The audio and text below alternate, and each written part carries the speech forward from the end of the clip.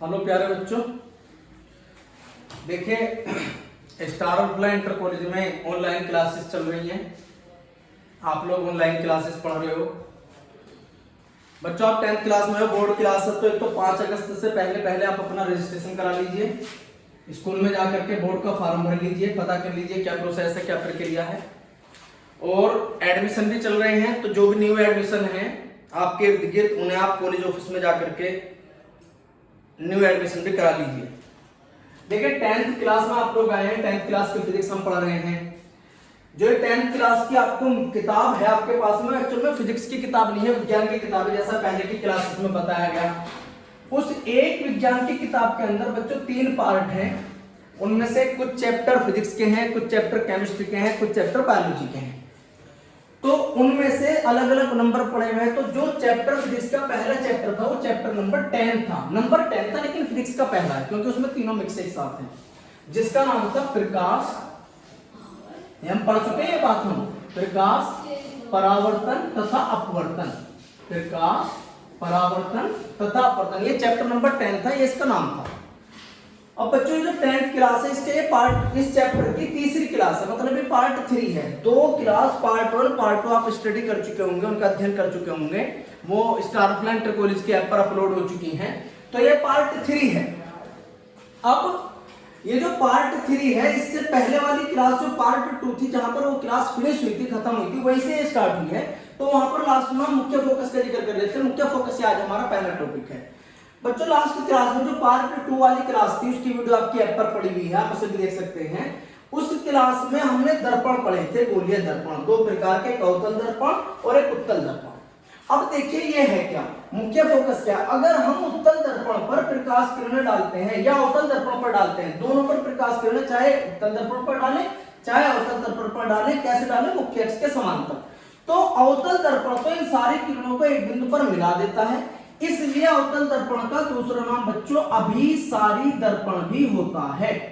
English में कहते हैं कन्वर्जिंग मिरर, हिंदी में कहते हैं अभिसारी दर्पण। अवतल दर्पण का दूसरा नाम अभिसारी दर्पण भी होता है, क्योंकि ये जब इस पर प्रकाश किरण डाली जाती है तो उन सारी किरणों को एक बिंदु पर इकट्ठा कर देता है। इस प्रक्रिया की वजह से इसका नाम अभिसारी दर्पण भी होता है।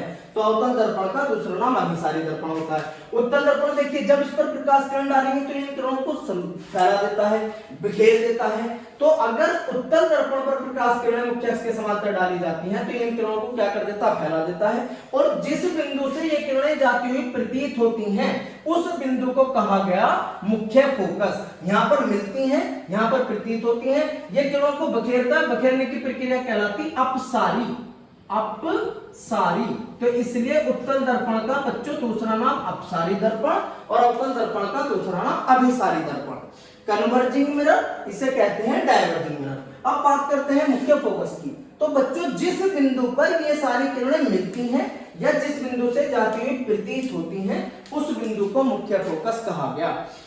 मैंने ये लिखा है डेफिनेशन में कि दर्पण की मुख्य अक्ष पर स्थित वह बिंदु, ये मुख्य अक्ष होती है, आप जानते हैं, पिछली क्लासेस में हम पढ़ चुके हैं कि जो गोलीय दर्पण होता है, इसका जो मध्य बिंदु होता है, जहां ये P लिखा हुआ है, इसे ध्रुव कहते हैं। ये सारी बातें हम पिछली क्लास में कर चुके हैं। ये जहां पर C लिखा हुआ है, ये इसका केंद्र है, जिसे वक्रता केंद्र कहते हैं। वक्रता केंद्र और ध्रुव से होकर जाने वाली जो रेखा है, इस रेखा को मुख्य अक्ष कहते हैं, जिसमें मेरा मार्कर चल रहा है।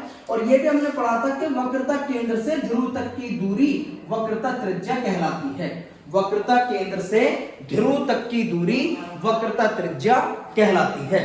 आई रिपीट, ये जो हम सारी बातें, वक्रता केंद्र, वक्रता त्रिज्या, ध्रुव, गोलीय दर्पण, अवतल दर्पण, उत्तल दर्पण, ये सारी बातें पार्ट 2 में हम पढ़ चुके हैं। तो ये डेफिनेशन है कि दर्पण की मुख्य अक्ष पर स्थित वह बिंदु जिस पर प्रकाश किरणें टकराने के बाद, टकराने को यहां पर कहा गया परावर्तन, परावर्तन के पश्चात जाकर मिलती हैं या जिससे जाती हुई प्रतीत होती है, वो बिंदु हमारा मुख्य फोकस कहलाता है। तो इसमें अवतल दर्पण में ये वाला बिंदु जिस पर ये किरणें मिल रही हैं, और उत्तल दर्पण में ये वाला बिंदु जिससे किरणें जाती हुई प्रतीत हो रही हैं, यह बिंदु हमारा मुख्य फोकस कहलाता है, जिसे हमने F से दिखाया है। तो मुख्य फोकस को कैपिटल F से दिखा देते हैं। डेफिनेशन आप लिख सकते हैं, दर्पण की मुख्य अक्ष पर स्थित वह बिंदु जिस पर प्रकाश किरणें परावर्तन के पश्चात जाकर मिलती हैं या जिससे जाती हुई प्रतीत होती हैं, मुख्य फोकस कहलाता है। इसे F से दिखाते हैं। आगे बात आती है फोकस की। देखिए फोकस दूरी क्या है, आपको यहाँ पर एक नॉलेज और मिलेगी, क्या उत्तल दर्पण का दूसरा नाम अभिसारी दर्पण, उत्तल दर्पण का दूसरा नाम सारी दर्पण। फोकस दूरी क्या है, देखिए इसे आप ध्रुव कह रहे थे P को, इससे मुख्य फोकस जो अभी हम पढ़ रहे थे, तो ध्रुव से मुख्य फोकस तक की ये जो दूरी है जिस पे मेरा मार्कर चल रहा है, दर्पण के ध्रुव से मुख्य फोकस तक की दूरी ही फोकस दूरी कहलाती है। आई रिपीट, दर्पण के ध्रुव से मुख्य फोकस तक की दूरी ही फोकस दूरी कहलाती है। दर्पण के ध्रुव से मुख्य फोकस तक की दूरी फोकस दूरी, मैंने ये डेफिनेशन लिखी है, दर्पण के ध्रुव से मुख्य फोकस तक की दूरी फोकस दूरी कहलाती है। इसे स्मॉल f से दिखाते हैं, तो यहां से यहां तक की जो दूरी है वो फोकस दूरी है। ये रहा, ये P को हिंदी में आप ध्रुव कह रहे थे, पोल, ये F अभी पढ़ रहे थे मुख्य फोकस, तो यहां से मुख्य फोकस से ध्रुव तक की ये जो दूरी है, ये दूरी हमारी फोकस दूरी कहलाएगी। इसे हम दिखाएंगे F से। C से P तक की दूरी, C को हिंदी में कह रहे थे वक्रता केंद्र, P को कह रहे थे ध्रुव, तो C से P तक की दूरी कहलाती है वक्रता त्रिज्या, जिसे हम किससे दिखा रहे थे, R से। तो ये दो टॉपिक हैं, एक मुख्य फोकस है, एक फोकस दूरी है, दोनों को आप समझ रहे होंगे। मुख्य फोकस बिंदु का नाम है जिस बिंदु पर प्रकाश किरणें परावर्तन के बाद जाकर मिलती हैं या जाती हुई प्रतीत होती हैं, उस बिंदु का नाम मुख्य फोकस है, और मुख्य फोकस से ध्रुव तक की दूरी फोकस दूरी कहलाती है। ये हमारी फोकस दूरी की डेफिनेशन है। नई बात करते हैं बच्चों, चिन्ह परिपाटी, मैं बोल रहा हूं चिन्ह परिपाटी, इंग्लिश में बोलते हैं साइन कन्वेक्शन। देखिए साइन कन्वेक्शन ये होता है कि बिल्कुल मैथमेटिकली है, आप अक्ष पढ़ते हैं, आप 10वीं क्लास का मैथ पढ़ रहे होंगे तो उसमें निर्देशांक ज्यामिति पढ़ रहे हो आप, तो निर्देशांक ज्यामिति में बच्चों अक्ष होते हैं, जो हॉरिजॉन्टल लाइन होती है वो एक्स एक्सिस होती है, जो ये वर्टिकल लाइन होती है वाई एक्सिस होती है, जहां पर ये दोनों एक दूसरे को इंटरसेक्ट करते हैं, काटते हैं, इसे आप मूल बिंदु मैथ में कहते हो। तो आपने यहाँ पर भी चिन्ह परिपाटी पढ़ी होगी, सीखी होगी कि मूल बिंदु के राइट साइड की डिस्टेंस पॉजिटिव, लेफ्ट साइड की डिस्टेंस नेगेटिव, मूल बिंदु के अप साइड की डिस्टेंस पॉजिटिव और डाउन साइड की डिस्टेंस नेगेटिव होती है, ऊपर प्लस नीचे minus, right plus left minus. ये बात यहां पर भी अप्लाई है, यहां पर भी अप्लाई है। ये जो चिन्ह परिपाटी हम काटते तल की पढ़ते हैं, निर्देशांक ज्यामिति कोऑर्डिनेट ज्योमेट्री नाम के चैप्टर में पढ़ रहा हूं मैथ में, वो 9th क्लास में भी पढ़ते हो, तो ये बातें यहां पर भी अप्लाई है। यहां पर जो मूल बिंदु है, यहां पर मूल बिंदु हमारा ध्रुव होता है, तो यहाँ पर जो मूल बिंदु का जैसा वो मूल बिंदु के जैसा इन दर्पणों में ध्रुव होता है, तो ध्रुव के राइट साइड की दूरियां प्लस की और लेफ्ट साइड की दूरियां माइनस की, ध्रुव के राइट साइड की दूरियां प्लस की और लेफ्ट साइड की दूरियां माइनस की। अब देखिए बच्चों आपको समझ में आएगा, ये जो हमारी R है जिसे हम हिंदी में कह रहे हैं वक्रता त्रिज्या, ये जो F है जिसे हम हिंदी में कह रहे हैं फोकस दूरी, ये इसमें अवतल दर्पण में ध्रुव के लेफ्ट साइड में है और लेफ्ट साइड की दूरी माइनस की। तो यहां पर एक इंपॉर्टेंट बातें निकल के आती है कि अवतल दर्पण की वक्रता त्रिज्या और अवतल दर्पण की जो फोकस दूरी होगी वो माइनस की ली जाएगी, वो ऋणात्मक ली जाएगी, नेगेटिव ली जाएगी।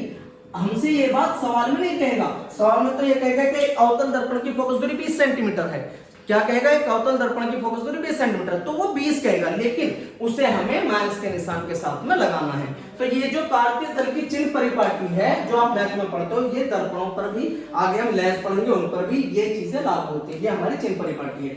देखिए और समझ में आ जाएगा आपको, इधर देख लीजिए, ये P जिसे आप ध्रुव कह रहे हो, ये F जिसे आप मुख्य फोकस कह रहे हो। अभी आप डिफाइन क्या कर रहे हो, लिखा हुआ है बोर्ड पर कि ध्रुव से मुख्य फोकस तक की दूरी फोकस दूरी कहलाती है।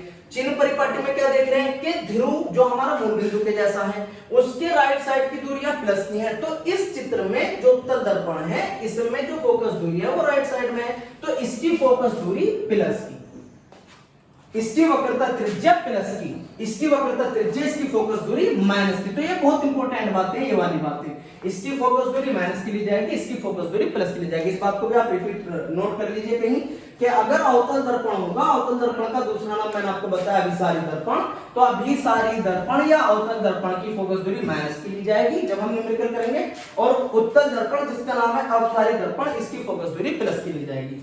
यहाँ पर हमारे दो टॉपिक कंप्लीट है, मुख्य फोकस और फोकस दूरी। इसके बाद में आता है प्रतिबिंब के बनना, इमेज फॉर्मेशन बाय मिरर, दर्पण द्वारा प्रतिबिंब का बनना पढ़ेंगे हम, इंपॉर्टेंट टॉपिक है, बोर्ड एग्जाम में आते हैं इस पे क्वेश्चन। जो हम बात कर रहे हैं दर्पण द्वारा प्रतिबिंब का बनना। देखिए बच्चों पहली क्लास, ये तीसरी क्लास हम पढ़ रहे हैं, इससे पहली पार्ट 1 पार्ट 2 में हम जो है स्टडी कर चुके हैं प्रतिबिंब की।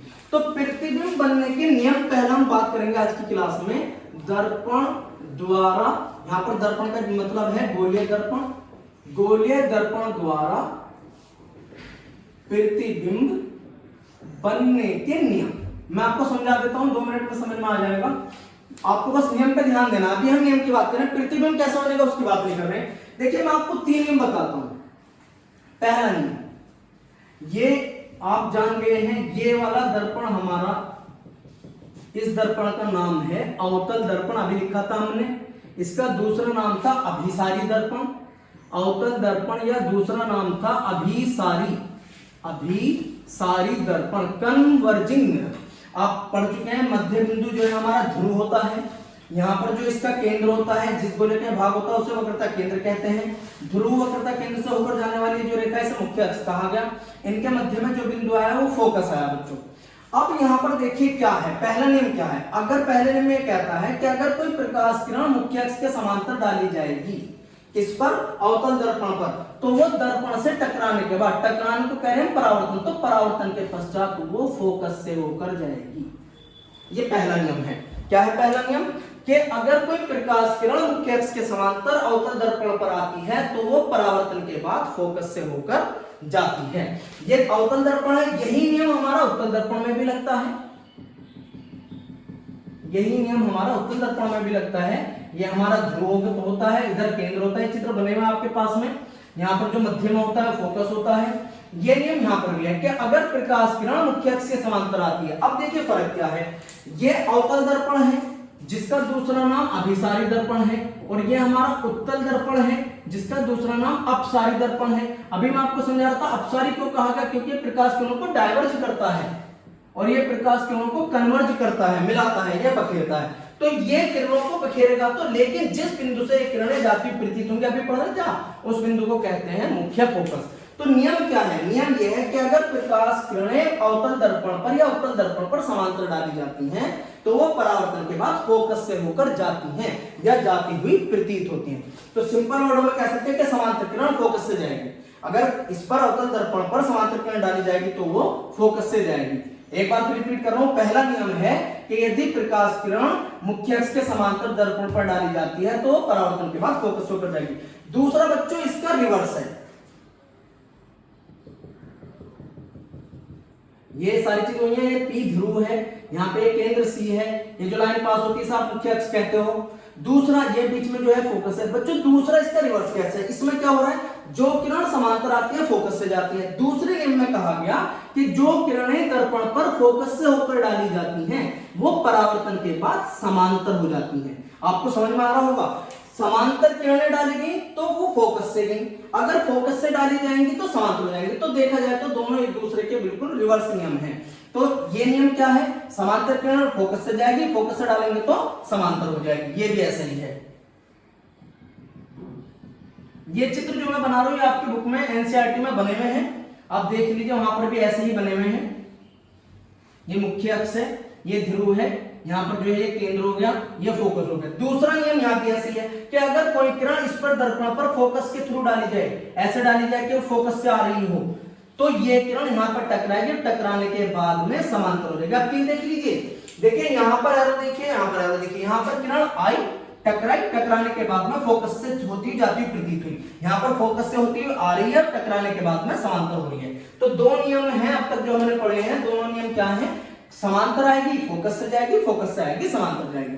बच्चों तीसरा नियम मैं तुम्हें समझा देता हूं। यहां पर ये दर्पण है, गोलीय दर्पण, अवतल भी हो सकता है, उत्तल भी हो सकता है। ये वाला दर्पण अभी हमारा अवतल दर्पण है जिसका दूसरा नाम अभिसारी दर्पण हम कह रहे हैं। ये ध्रुव हो गया, यहाँ पर ये केंद्र हो गया, यहां से यहां तक की दूरी जो है मुख्य फोकस कहलाती है। ये सॉरी मुख्य अक्ष कहलाती है, ये हमारा मुख्य फोकस हो गया। अब तीसरा नियम बच्चों ये है कि अगर कोई प्रकाश किरण यहां से, कहां से, सी से, सी को हिंदी में कह रहे थे वक्रता केंद्र, वक्रता केंद्र से डालते हैं तो वो दर्पण से परावर्तन के पश्चात उसी मार्ग पर वापस लौट जाती है जिस पर वो आई थी। तो तीसरा नियम यह है कि अगर कोई किरण वक्रता केंद्र से दर्पण पर डाली जाएगी तो दर्पण से टकराने के बाद परावर्तन के बाद उसी मार्ग पर वापस लौट जाएगी। इन तीनों नियमों का उपयोग हम अगली क्लास में प्रतिबिंब बनाने में करेंगे। आप इन चित्रों को ध्यान से समझ लीजिए। मैं 30 सेकंड में एक बार रिपीट कर देता हूं। पहला नियम है कि अगर किरण समांतर डाली जाएगी तो फोकस से जाएगी। दूसरा इसका उल्टा हुआ कि अगर फोकस से डाली जाएगी तो समांतर आ जाएगी। और तीसरा अगर वक्रता केंद्र से डाली जाएगी तो जिस मार्ग पर आई है वो उसी मार्ग पर ही वापस लौट जाएगी। ये हमारे दर्पण द्वारा प्रतिबिंब बनने के 3 नियम हैं। अगली क्लास में हम प्रतिबिंब कैसे बनेगा उसे समझेंगे, बहुत इंपॉर्टेंट है। अगली क्लास करेंगे कल। Thank you. कितनी